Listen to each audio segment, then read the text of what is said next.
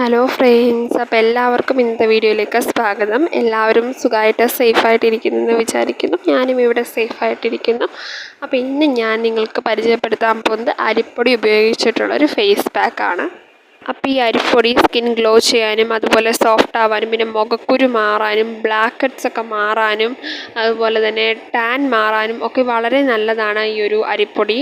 അപ്പോൾ ഈ അരിപ്പൊടി പിന്നെ അത് മാത്രമല്ല, ഈ അരിപ്പൊടി നമുക്കൊരു ഫേസ് സ്ക്രബായിട്ടും കൂടി യൂസ് ചെയ്യാൻ പറ്റും. അപ്പോൾ ഇന്ന് ഞാൻ നിങ്ങളെ പരിചയപ്പെടുത്താൻ പോകുന്നത് ഈ അരിപ്പൊടി ഉപയോഗിച്ച് എങ്ങനെ ഒരു ഫേസ് സ്ക്രബ് തയ്യാറാക്കാം എന്നുള്ളതാണ്. അപ്പോൾ നമുക്ക് നേരെ വീഡിയോയിലോട്ട് പോവാം.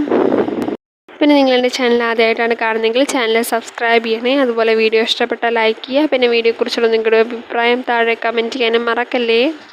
അപ്പോൾ ഈ ഒരു ഫേസ് പാക്ക് തയ്യാറാക്കാനായിട്ട് നമ്മൾ ആദ്യം തന്നെ ഒരു പാത്രം എടുക്കണം. എന്നിട്ട് ആ പാത്രത്തിലോട്ട് ഒരു 3 ടീസ്പൂണോളം അരിപ്പൊടി ചേർത്ത് കൊടുക്കണം. ഈ അരിപ്പൊടി സ്കിൻ ഗ്ലോ ചെയ്യാൻ സഹായിക്കും. ഈ ഫേസ് പാക്കിൽ മറ്റെല്ലാ ഇൻഗ്രീഡിയൻസിനേക്കാളും കൂടുതൽ നമ്മൾ ഉപയോഗിക്കേണ്ടത് അരിപ്പൊടിയാണ്.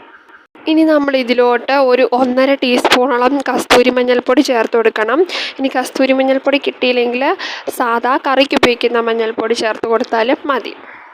എന്നിട്ട് നമ്മൾ ഈ അരിപ്പൊടിയും അതുപോലെ തന്നെ മഞ്ഞൾപ്പൊടിയും നല്ല രീതിയിൽ തന്നെ മിക്സ് ചെയ്ത് കൊടുക്കണം. അതിലെന്തെങ്കിലും കട്ടകളൊക്കെ ഉണ്ടെങ്കിൽ അത് നമ്മൾ ഈ സ്പൂൺ വെച്ച് നല്ല രീതിയിൽ തന്നെ ഉടച്ചു കൊടുത്ത് നല്ല രീതിയിൽ തന്നെ ഇത് രണ്ടും കൂടി നമ്മൾ മിക്സ് ചെയ്തെടുക്കണം.